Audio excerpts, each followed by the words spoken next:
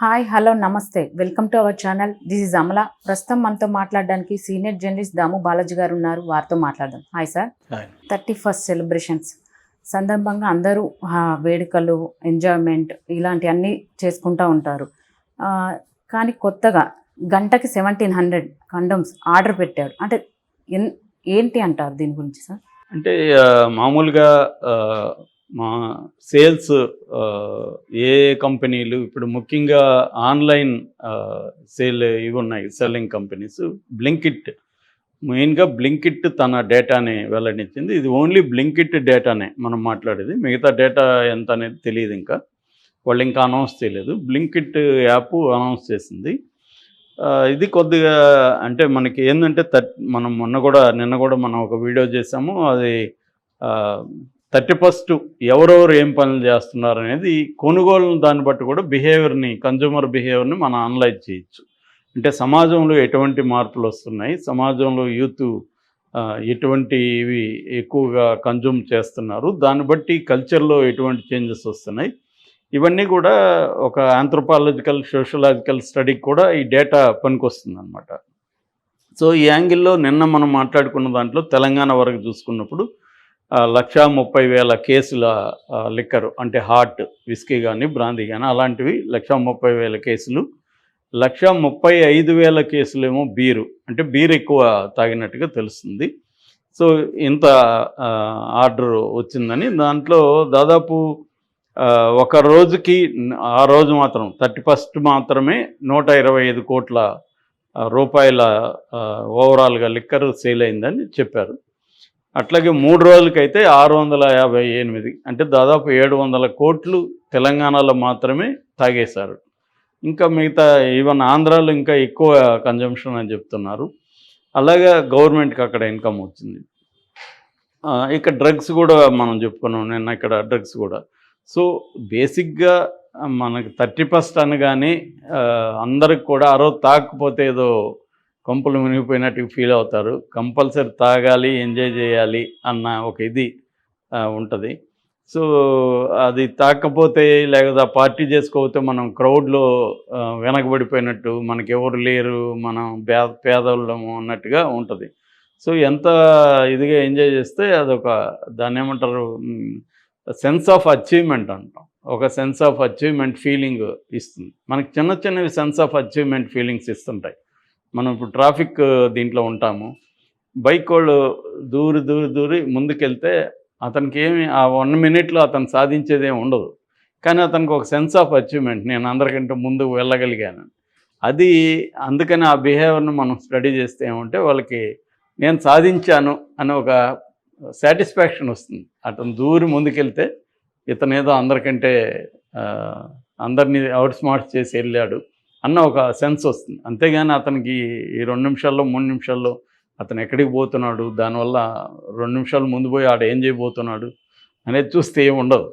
So ప్రధానంగా ఏమంటే ఈ సెన్స్ ఆఫ్ అచీవ్మెంట్, ఇవన్నీ ఫాల్స్ సెన్స్ ఆఫ్ అచీవ్మెంట్స్ అంటాం, ఇటువంటివి ఉంటాయి. సో 31st కూడా అలాంటిది. 31st ఏంటంటే నేను ఎంజాయ్ చేస్తున్నాను అనేది అతనికి ఒక సెన్స్ ఆఫ్ అచీవ్మెంట్ని క్రియేట్ చేస్తుంది. ఎంజాయ్ అంటే ఏంటి, అందరూ అనుకునే ఎంజాయ్. నువ్వు సైలెంట్గా ఒక సినిమా చూసుకోవచ్చు, ఇంట్లో ఫ్యామిలీతో గడపచ్చు, అది కూడా ఎంజాయ్మెంటే. కానీ వైల్డ్గా బయటికి వెళ్ళి పార్టీలు చేసుకొని గందరగోళం చేసుకుంటే కానీ అది ఎంజాయ్. దాన్ని మళ్ళీ వీడియోలు పెట్టి లేకపోతే ఫోటోలు పెట్టి ఇతరులకి దాని మీద కామెంట్లు పెట్టి, ఇది ఒక లైఫ్లో ఏదో సమ్ యాక్టివిటీ ఉన్న ఫీలింగ్ వస్తుంది.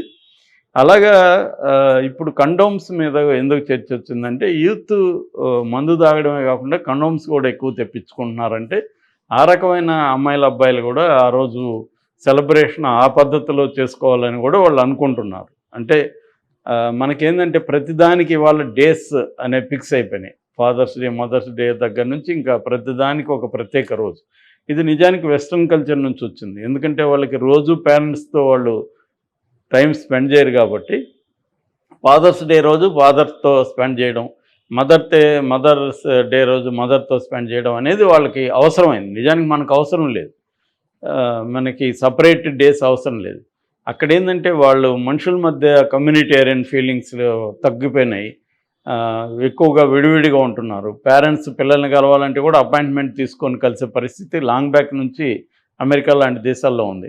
అందుకని they need separate days for ఈ రిలేషన్షిప్స్.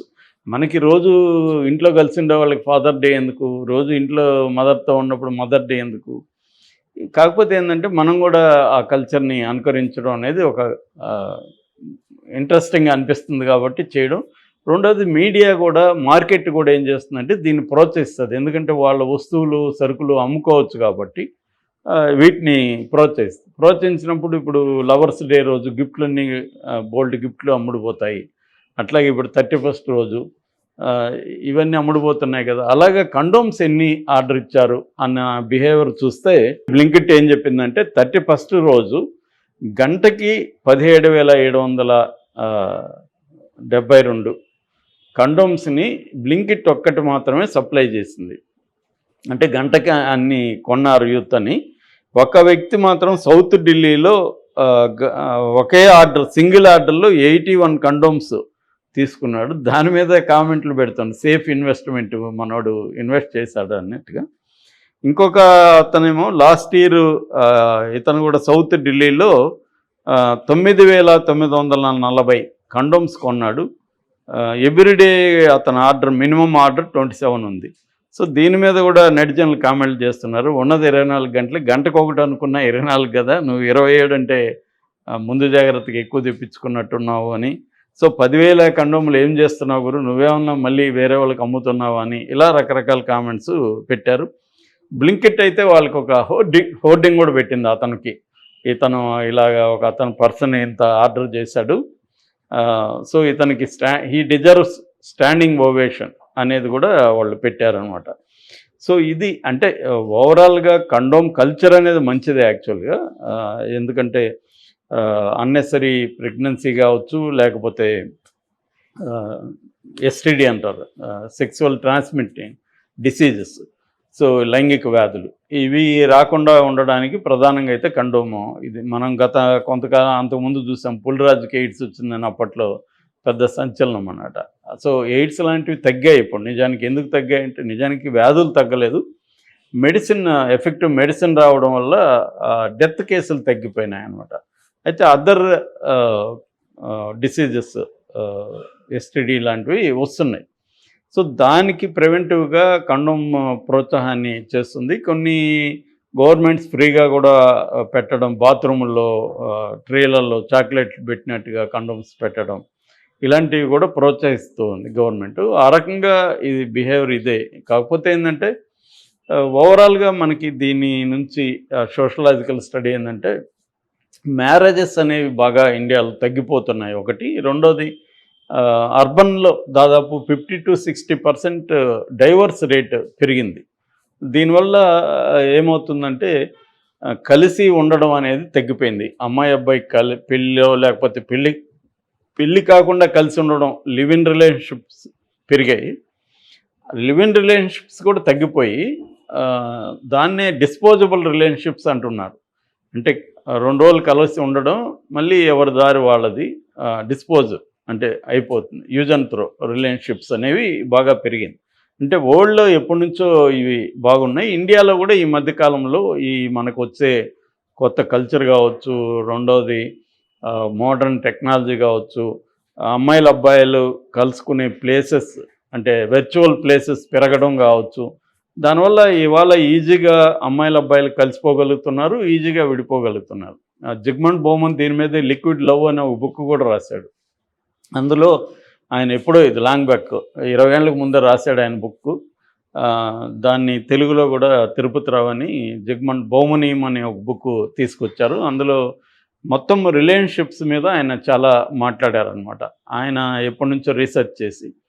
సో దీనివల్ల ఏం జరుగుతుంది లైవ్స్లో అంటే ఒక రకమైన అనిశ్చితి సంబంధాల్లో, మొన్న కూడా నేను మాట్లాడాను, అన్సర్టనిటీ అనేది మన అన్ని రకాల వ్యవస్థల్లోనూ వచ్చేసింది. ఇప్పుడు జాబ్ ఉందనుకో, గతంలో జాబ్లో చేరితే రిటైర్డ్ వరకు క్లారిటీ ఉండేది, నేను ఈ జాబ్లో చేరితే రిటైర్మెంట్ కూడా దీంట్లోనే ఉంటుందని. ఇవాళ average job age Bowman research చేసినప్పుడు 8 నెలలు అని తెలిసింది. అంటే ఒక వ్యక్తి ఒక జాబ్లో యావరేజ్లో 8 నెలల కంటే ఎక్కువ ఉండరు. అందుకని అతనికి నిరంతరం టెన్షన్ ఉంటుంది. అలాగే రిలేషన్షిప్స్, మన పెళ్ళిళ్ళంతా కూడా మంత్రాలు కావచ్చు, క్రిస్టియానిటీ కావచ్చు, అన్నిట్లో కూడా ఏముంటుంది, లైఫ్ లాంగ్ ఉంటాము అన్న ఒక ఒప్పందం ఉంటుంది. ఇవాళ లైఫ్ లాంగ్ ఉంటామన్న ఒప్పందమే కామెడీ అయిపోయింది. లైఫ్ లాంగ్ ఎందుకు ఉండాలి ఒకరితో, ఏం కరువు, ప్రపంచంలో ఏమన్నా కరువా, అమ్మాయి కరువా అని అబ్బాయి అనుకుంటాడు, అబ్బాయిలు ఏమన్నా కరువా అని వీళ్ళు అనుకుంటారు. ఎందుకు ఈ గొట్టంగడితో లైఫ్ లాంగ్ ఉండాలని అమ్మాయి అనుకుంటుంది, తొక్కలో దాంతో నేనెందుకు ఉండాలని అనుకుంటాడు. ఇటువంటి అంటే నిరంతరం మార్చడం అనేది పెరిగింది. ఈ పెరగడం వల్ల ఏమవుతుందంటే లైఫ్లో ఒక అన్సర్టనిటీ ఉంటుంది, అశాంతి అనేది నెలకొంటుంది. ఎప్పటికప్పుడు మార్చాలి, సడన్గా నువ్వు కావాలనుకున్నప్పుడు నీ కంపెనీ దొరకకపోవచ్చు, ఆ దొరికిన వాళ్ళు నీకు కంపాటబుల్ కాకపోవచ్చు. ఇటువంటి ఒక అన్సర్టనిటీ అనేది జీవితంలో పెరిగింది. దానికి ఎగ్జాంపుల్గా ఈ కండోమ్స్ కూడా మనం చెప్పుకోవచ్చు. అంటే సార్, నచ్చితే ఉండడం, నచ్చకపోతే విడిపోవడం, ఇలాంటివన్నీ ఇప్పుడు అందరికీ అలవాటు అయిపోయాయి అంటారా సార్? అంతే. అంటే నచ్చడం అనేది ఇంతకుముందు మనకి నచ్చినా నచ్చకపోయినా చిన్న చిన్న కాంప్రమైజెస్ ఇవన్నీ ఉండేది సొసైటీలో. ఇవాళ నేనెందుకు కాంప్రమైజ్ అవ్వాలి, నా హ్యాపీనెస్సే ప్రధానం అన్న ధోరణి బలంగా పెరిగింది. సో ఇంతకుముందు పిల్లల కోసం కలిసి ఉందాం అనుకునేవాళ్ళు ఇప్పుడు అది కూడా తగ్గిపోతుంది. పిల్లల కోసం మాత్రం మేము ఎందుకు భరించాలి అనేది కూడా బాగా పెరిగింది.